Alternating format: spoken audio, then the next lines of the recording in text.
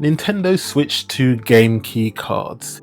If you listen to all of the online discourse and hyperbole surrounding them, you would honestly think that this is the second coming of the Antichrist, the way people behave about these things. But I wanted to put all of that misinformation and online discourse and negativity and all of that silliness and actually look at the facts. And in this video, I wanted to ask 3 very simple questions. What are game key cards? How do they work? And are they any good? And so with that, let's get into the first question, which is, what are Nintendo Switch 2 game key cards? So from the official Nintendo website, game key cards are described as being different from your regular game cards, which has the full game on the game card, on the cartridge essentially. Game key cards essentially act as a key, giving you the ability to download the digital version of the game to your Nintendo Switch console via the internet. And the key here is, after the game is downloaded, you can play the game, but you have to have that game key card inserted into your console. So you get a physical card that doesn't have anything on it other than a digital key, that allows you to download a digital copy of the game. And you have to have the game key card inserted into your Nintendo Switch 2 so it can check that you have the license or the key to play the game every single time you want to play the game, essentially. So those are what game key cards are. So I guess in layman terms, it's like a middle ground between fully digital and fully physical games.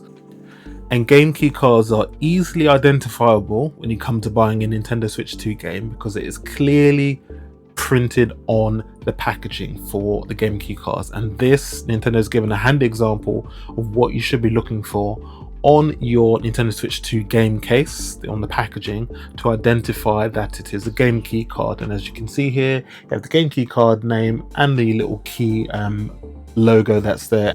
So that's essentially what game key cards are. It's a physical card you can put into your Nintendo Switch 2. The cartridge doesn't contain any game data on it. It simply has a key on the cartridge that allows you to download the digital game to your Nintendo Switch 2 console. So we've established what Nintendo Switch 2 game key cards are. Let's move on to the next question, which is, how do they work? And the most obvious and simple way to demonstrate how Nintendo Switch 2 game key cards work is to take a game key card, pop it in my Nintendo Switch 2 and show you the process. So that is exactly what I'm going to do now. So I have got here with me Street Fighter 6 for the Nintendo Switch 2. Now this is a game key card. It says the full game download via the internet is required. See back for details. So we'll look at that in a minute, but what we'll do is we'll take this cartridge out here and we'll pop it in the Switch 2 and see what happens. So this is what happens when you put a game key card in your Nintendo Switch 2. So the first thing you get here is a message that says data needs to be downloaded in order to use this game key card. Even after the data has been downloaded, the game key card needs to be inserted into the console in order to play the game. Now I can already see that is going to annoy some people, but I suspect that's just a check to ensure that you actually have the game key card. So it's going to be like a digital license check. But anyway, we'll click download. Street Fighter 6 is downloading, so that's going to take a little while on my across the internet in the UK. So we'll come back to that when it's finished downloading and then we'll see what happens afterwards. Many hours later. Okay, now Street Fighter 6 has been downloaded onto my Nintendo Switch 2. So the cartridge is installed inside. So let us start Street Fighter 6 and see what happens. Let's just zoom in slightly for you guys. There we go.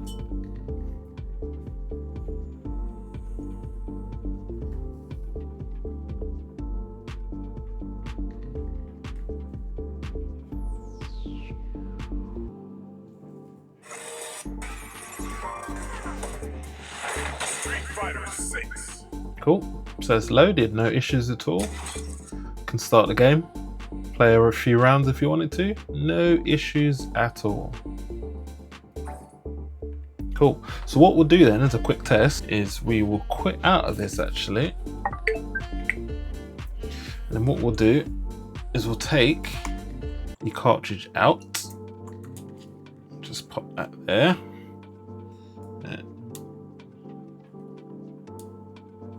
And now we will click on Street Fighter 6 and see what happens without the game key card inside the Nintendo Switch. Please insert game key card. So yeah, there you go. Game key cards. That is essentially how it works. You pop it into your Nintendo Switch 2.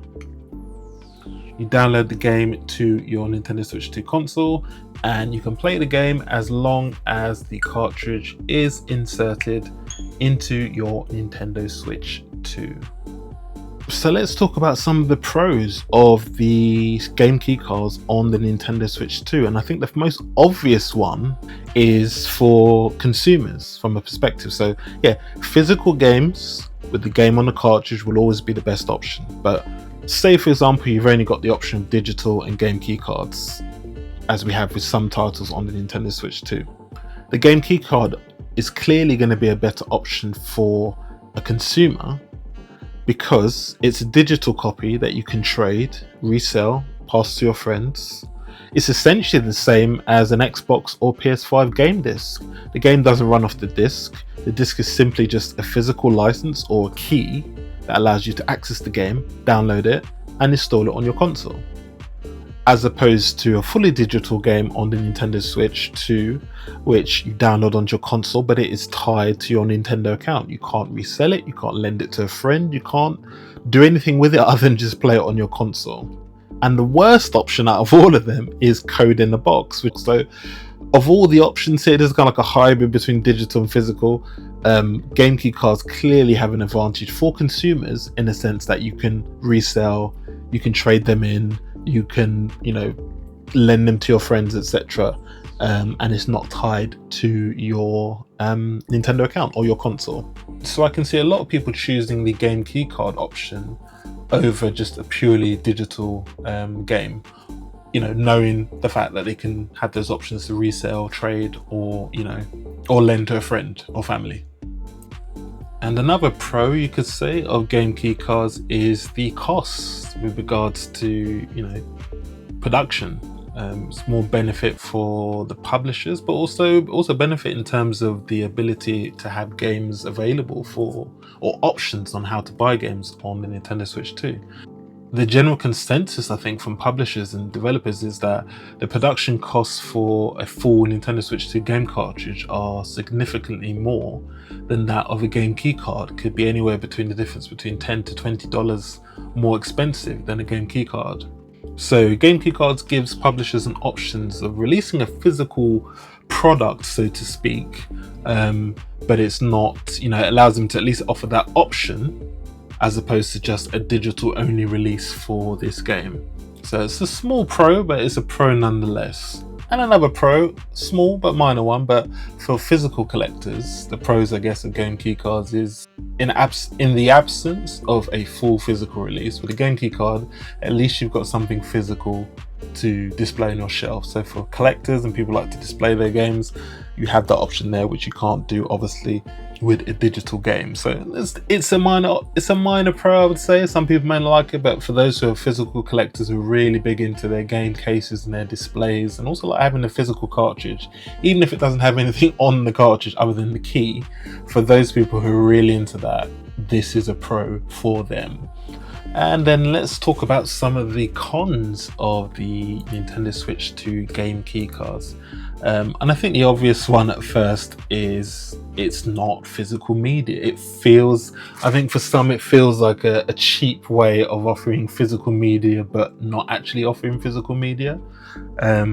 So yeah, you don't get the full game on the cartridge, you essentially just get a license. I think for a lot of people that's the biggest con, but I guess because Nintendo Switch 2 gamers are so used to having so many physical games that we had on the Nintendo Switch era, I think going from that to these options here, I think has left a bit of a bitter taste in some people's mouths. And I think if you were a sole Nintendo Switch gamer and you didn't play any other consoles like a PlayStation or Xbox, I think this may come as a bit of a surprise for some people. But if you've played other platforms, then this shouldn't really come as a surprise, because you've been doing that on your PlayStation and Xbox anyway. You've been buying game key cards equivalents on your PlayStation and Xboxes anyway, so it shouldn't be a big surprise to a lot of people. But I can understand that as being, the big con for people is that it's not a physical game on the cartridge. You're essentially buying a physical key to download a digital copy. So I can understand people's frustrations with that. And in an ideal world, especially coming from the Switch era, on the Switch 2, you would definitely want to have that same level of sort of physical releases that we had on the Nintendo Switch. A second obvious con is the fact that with game key cards, of course, yes, you've got a digital copy, but you still have to have the physical game key card inserted into your Nintendo Switch 2 in order to play the game. That can be annoying for some people who don't like changing cartridges in their Switch 2s. Again, I can understand people's frustrations on that. I can understand why that would be a real pain in the butt for some people. So yeah, that I can put down as a con. And another con, I'll put this in the cons because for some people, yes, they'll consider it a con, but the reality of it is ultimately based on past experiences. I don't think it's going to be a big issue. Some people have latched onto this belief that when the servers are shut down, that's it. Basically, your game key card is going to be worthless. It's going to be useless because you won't have access to the game anymore. And to that, I can say I can understand your concerns. But looking at Nintendo's past, when it comes to shutting down of servers, the Wii, the Wii eShop, the 3DS eShop was shut down. But if you boot up your Wii or 3DS now and you have a game in your library that you purchased digitally, you can still re-download it. And that's not a problem. Same with Wii U, anything else like that. All of those things, those eShops are closed, but you can still re-download any games that you have in your digital library that you don't have on your console. So I don't think that's going to be an issue for a while. I don't think that's going to be an issue for a long time, to be honest. I don't think in 10 years time, if you buy a game key card for Final Fantasy VII Remake and you want to re-download it onto your Nintendo Switch 2 in 10 years time, I don't think it's going to be an issue for you to do that at all. So I can understand some people's concerns with that, about servers being shut down, but based on past experience, based on history of Nintendo's digital platforms, you're going to be able to re-download your games for decades to come at this point. So, and I think the last con we'll talk about is I spoke about in the pros about the cost of the game key cards being lower, the production cost being lower for publishers, and basically allowing them to make the game available in more options.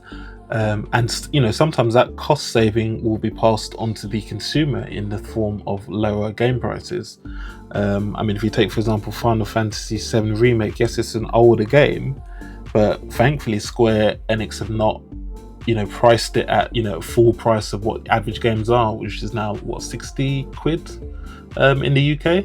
Where it's priced at £39.99, so £40 in the UK, which I think is fairly reasonable.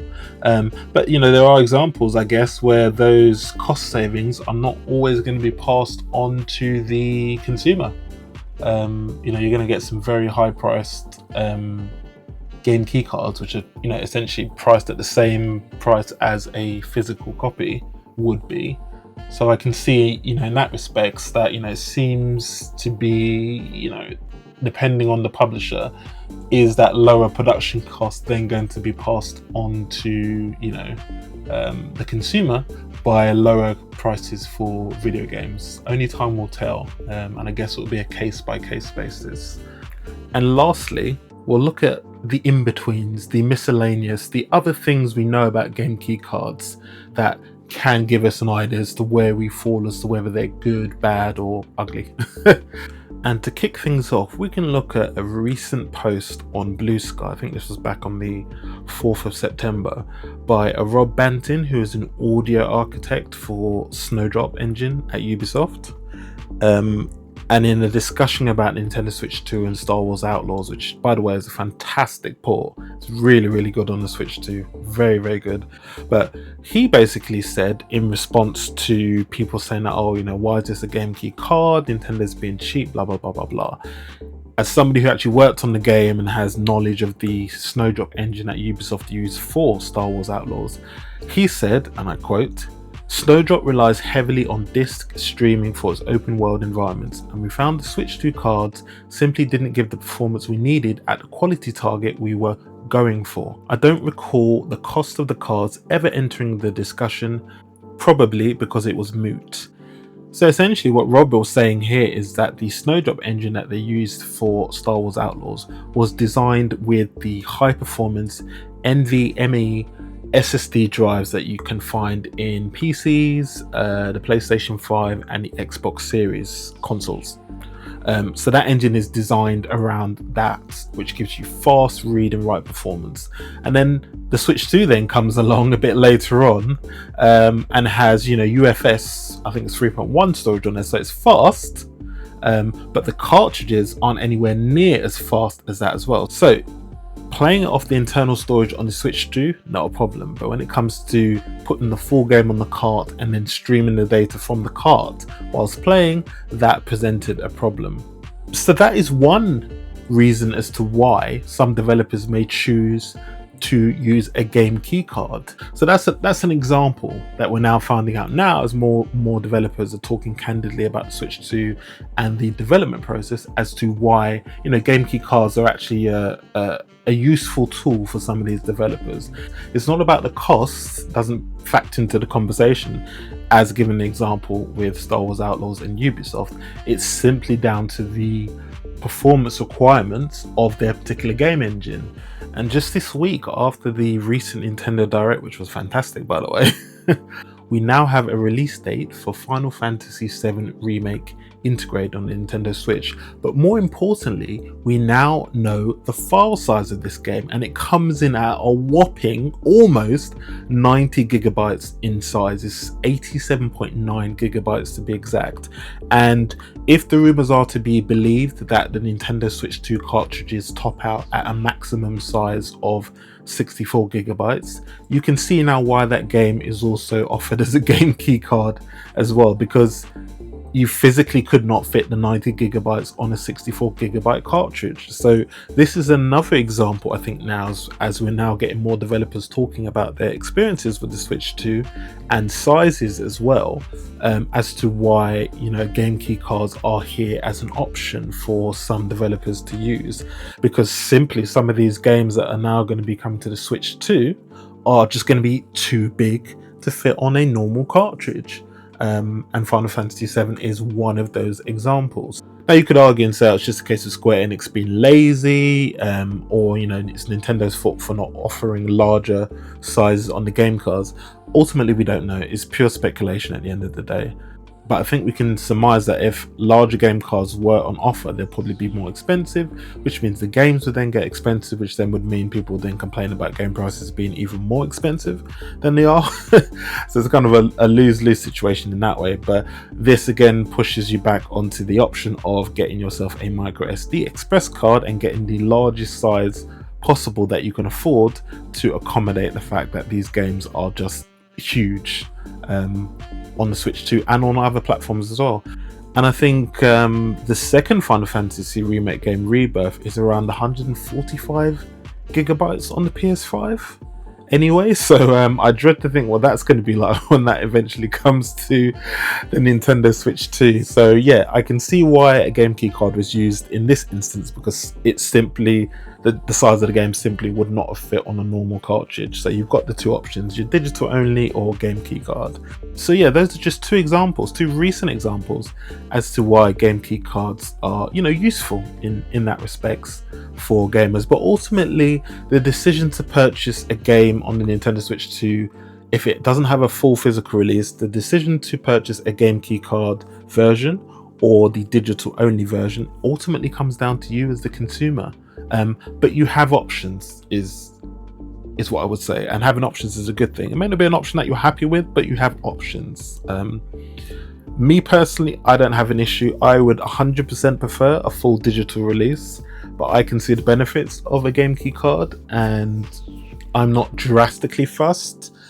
One of the things I did not like about digital only games, especially on the Nintendo Switch, was if I wanted to loan it to somebody, or if I wanted to gift it to somebody, or if I wanted to, sell it on, I couldn't do that because it was tied to my Nintendo Switch 2 account. So having game key cards as an option is nice for me, for my use case when it comes to the Nintendo Switch, but I'm 100% most of the time, where possible, will get a physical Nintendo Switch 2 game with the game on the cartridge. But where it's not available, I will probably lean more into game key cards, because at least then I have the option to resell them at a later date, or at least just loan it out to friends and family. That benefits me, but ultimately the use case is down to you. But this is just a simple video, as I said, asking 3 questions. What are game key cards? How do they work? And are they any good? In my opinion, and for my use case, I would prefer fully physical on a cartridge, but I can understand why some games are not on there, as with the example I've given, Final Fantasy VII Remake and Star Wars Outlaws, because that's come directly from the developer.